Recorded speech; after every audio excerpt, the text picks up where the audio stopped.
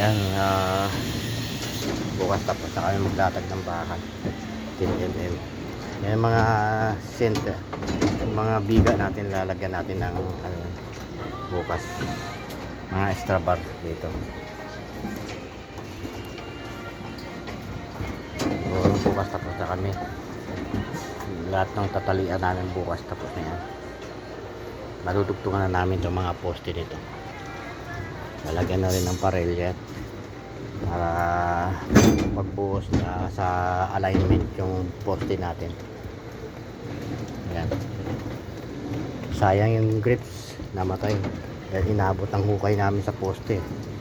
Yan yung grips yan eh, yung namatay niya. Daming bunga nung nakaraan yan. Wala na, sayang.